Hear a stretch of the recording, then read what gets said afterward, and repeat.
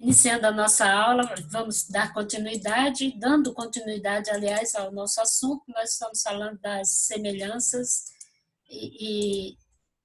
dos reis e crônicas, semelhanças e diferenças, e aí nós estamos na apostasia de Jeroboão, como que o Reis vai tratar sobre isso, e Crônicas, apostasia de Jeroboão I, que é o primeiro rei do Reino do Norte, após a divisão. 1 Reis 12, 26 ao 33, mostra que a apostasia de Jeroboão consistia apenas na adoração dos bezerros de ouro. Lá em 2 Crônicas 11, 15, revela que, além dos bezerros de ouro, Jeroboão consentia na adoração de sátiros, ídolos em forma de bode semi-humano, também chamados demônios por Levíticos, por Moisés, lá em Levítico 17, 7, e bodes também, lá em Levítico 4, 24 e 9, 15. Você vai ver Moisés também dizendo ao povo: vocês trocaram a adoração a Deus, ao Deus que vos libertou, para sacrificarem a demônios. Eram esses ídolos que eram bodes semi-humanos, ídolos que eles começaram a adorar, provocando assim a ira de Deus. Então, o rito que os acompanhava, assim como o rito egípcio dos bezerros, era degradante e imoral. Aos olhos de Deus, era uma provocação terrível à ira de Deus. 2 Reis 21 diz sobre a grande maldade de Manassés. 2 Crônicas 33, 11 ao 13, descreve seu cativeiro em Babilônia, sua humilhação perante Deus e a sua restauração ao trono. Então, você vai ver que aquela semelhança que nós estamos falando de Reis e Crônicas. Crônicas vai sempre trazer essa abordagem do lado divino, da ação de Deus, restaurando o seu povo, chamando o seu povo, convertendo o seu povo, trazendo a parte divina, a espiritualidade do povo aqui na história dos reis e das crônicas. Em Crônicas não foi enfatizada a idolatria, mas sim a indiferença espiritual. Quando Crônicas foi compilado por Esdras, os hebreus remanescentes estavam praticamente curados da idolatria, mas eram indiferentes aos objetivos da aliança e tinham desenvolvido uma tendência para adotar os caminhos comerciais do mundo. Isso lá no período quando Esdras está quando Esdras está ali tentando restaurar o povo, trazendo o povo de volta para Jerusalém, para reconstruir a cidade de Jerusalém.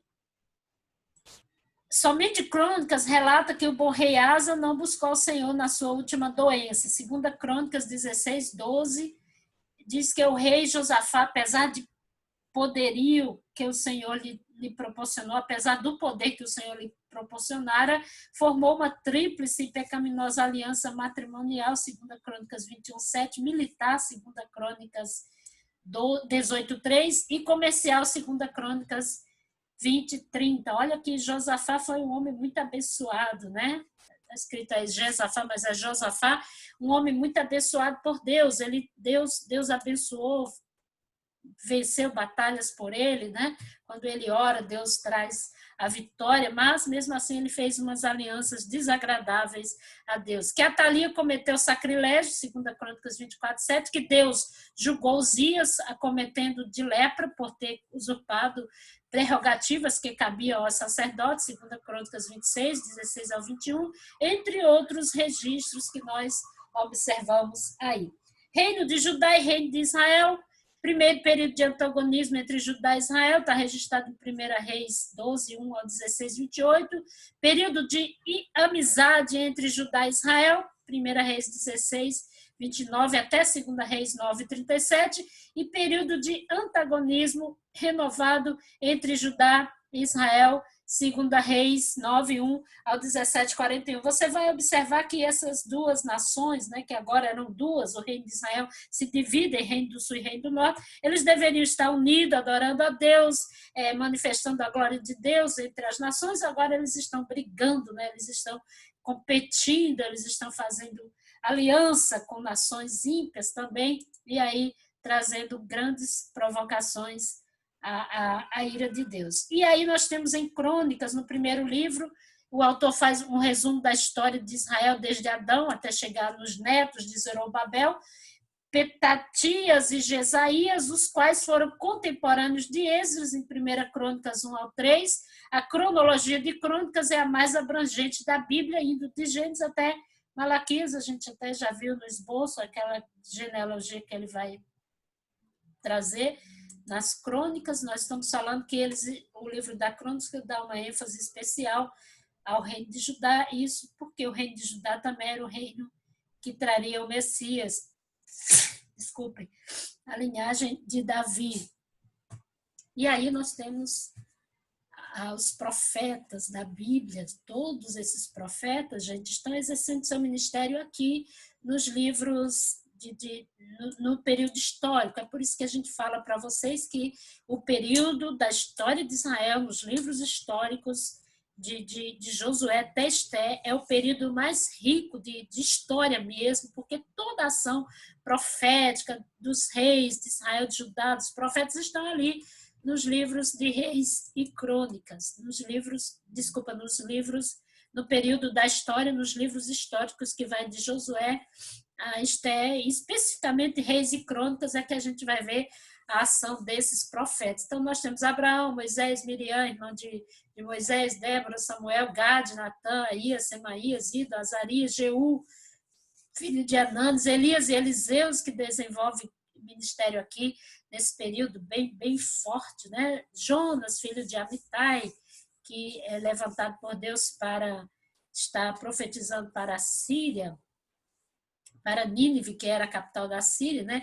Amós, Oséias, Isaías, Miqueias, Odede, Sofonias, Jeremias, Ulda, Urias, Naum, Abacuque, Ezequiel, Ageu, Zacarias, Malaquias, Obadias, Joel, João Batista e Ágabo. Todos esses foram profetas, né?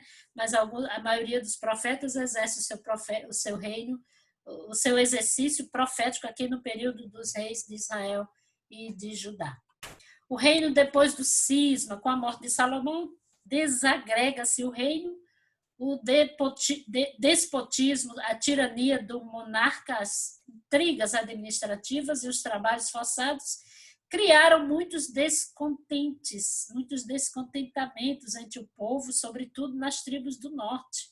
A inabilidade de Roboão, no ano de 931, a 913 a.C., o filho de Salomão, faz o resto, as 10 tribos, revoltarem-se e escolherem Jeroboão por rei, esse rei ímpio que nós já vimos, que comete toda espécie de idolatria, e o povo de Deus que adorava a Deus agora será doravante dividido em 2 estados de existências paralelas, Judá ao sul e Israel ao norte. Em contraposição ao Templo de Jerusalém, Jeroboão instituiu em seu reino 2 santuários, o de Dan e o de Betel, e adotou o culto ao bezerro, provavelmente pela influência religiosa que adquiriu no Egito. 1 Reis 11, 26 a 40, 12, 2, Êxodo 32, 1 a 6, nós vemos aí a idolatria lá no Egito. Jeroboão incutiu tão profundamente o culto ao bezerro no Reino do Norte que esta prática idólatra perdurou até a queda desse reino na ocasião do cativeiro da Síria, do cativeiro assírio que leva Israel para a Síria. Então, nós temos aí as consequências religiosas da divisão do reino. Então, o Jeroboão estabelece dois deuses ainda em Betel, mas faz o povo a voltar para aquela idolatria, para aquela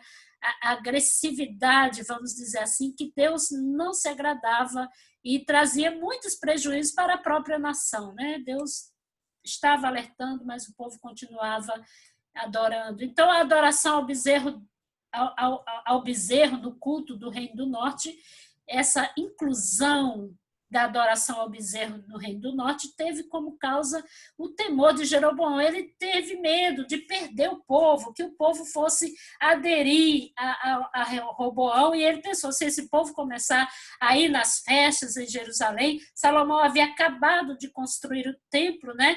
E aí ele pensou, se o pessoal voltar para Roboão, voltar para Jerusalém para adorar a Deus, eles vão voltar para Roboão, e então ele se arrependeria, voltaria a ser fiel à casa de Davi. Então, esse pensamento denota a incredulidade de Jeroboão, já que percebera promessa da parte de Deus de que seria rei sobre as 10 tribos de Israel. Então, se ele recebe a promessa de Deus de que seria rei das 10 tribos de Israel, que o Senhor manda o profeta falar para ele que ele ficaria com as 10 tribos, então por que ele tem essa iniciativa? Ele podia levar o povo a adorar a Deus ao invés de fazer bezerros, de fazer altares a outros deuses, mas ele era realmente incrédulo, idólatra, e ele leva o povo a desviar-se de Deus. Então, o erro de Jeroboão foi deixar de depender e estribar-se em seus próprios conhecimentos. Então, sua dinastia durou de 931 a 909. Este foi o período do reinado de Jeroboão. Depois dele, Nadab, seu filho, reinou de 910 a 909 a.C., perdeu o reino através de uma conspiração feita por Baasa, que passou a reinar em seu lugar.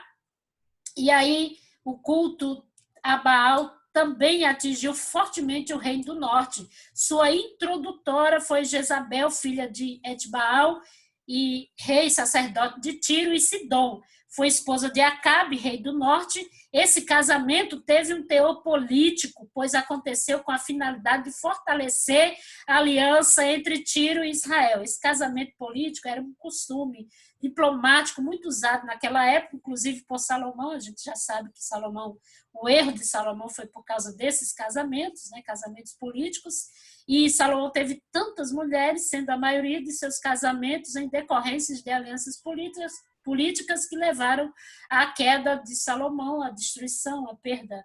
Né? Não perdeu Salomão em si, mas quando ele saiu, o reino acaba se dividindo por conta desses casamentos e dessas alianças políticas que não eram agradáveis a Deus. O culto a Baal, a gente vai ver que o profeta Elias, que tinha a missão de destruir os altares de Baal, ele foi o exterminador, né? Vamos dizer assim. O culto a Baal foi exterminado por Elias. Deus manda Elias para confrontar com os profetas de Baal, os adoradores de Baal.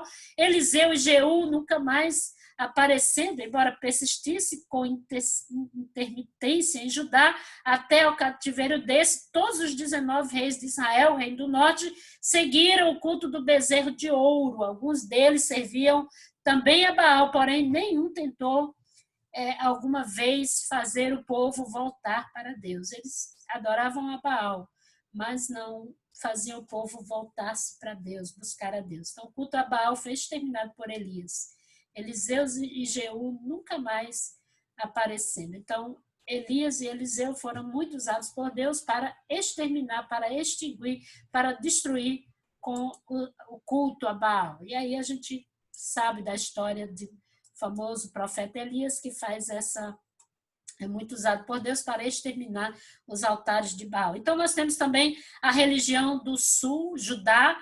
A idolatria também permeou no sul, a maioria dos seus reis foram idólatras, porém houve reis que serviram a Deus em sinceridade e no período de seus reinados promoveram reformas religiosas que alcançaram toda a nação. Ezequias, Josias e Asa são exemplos, apesar de que no final de seus reinados alguns deles desagradaram ao Senhor, mas foram exemplos nesse período difícil de idolatria. Eles foram exemplos de homens que adoraram a Deus, que serviram a Deus e que levaram o povo a adorar ao Senhor. E as consequências políticas, o Reino do Norte sofre muito pela instabilidade política em toda a sua existência. Teve 9 dinastias com o governo de 19 reis. Já vimos isso na introdução da aula, foram 9 dinastias, 19 reis. Esse fato já não ocorre em Judá, que teve apenas uma dinastia, a dinastia de Davi. Isso é somente os descendentes de Davi governaram a nação de Judá. Mesmo assim, com a dinastia de Davi reinando em Judá, mesmo assim, eles ainda pecaram contra o Senhor, eles ainda desobedeceram ao Senhor, eles ainda fizeram o que era mal aos olhos do Senhor e seguiram os pecados de Jeroboão, alguns deles, né? E aí tiveram algumas consequências políticas. A divisão acarretou enfraquecimentos em ambos os reinos, pois os vassalos recuperaram a liberdade um após o outro. Além disso, desde 926 a.C., o faraó Sisaque, ou Sesaque, vinha devastando o país e obrigou Judá a pagar tributo. 1 Reis 14, 2 e 27. Veja que Sisaque, 5 anos depois que Roboão estava reinando em Judá, Sisaque vem e ataca, leva o ouro, a prata da casa do Senhor, mas quando o povo pediu a Roboão para aliviar o jugo que Salomão havia imposto sobre eles, eles não quiseram, eles deram ouvidos, aliás, Roboão dá ouvidos aos jovens, né, ao invés de dar ouvidos aos anciãos, e ele disse que poria um jugo mais pesado sobre a nação, e aí começa todo o problema.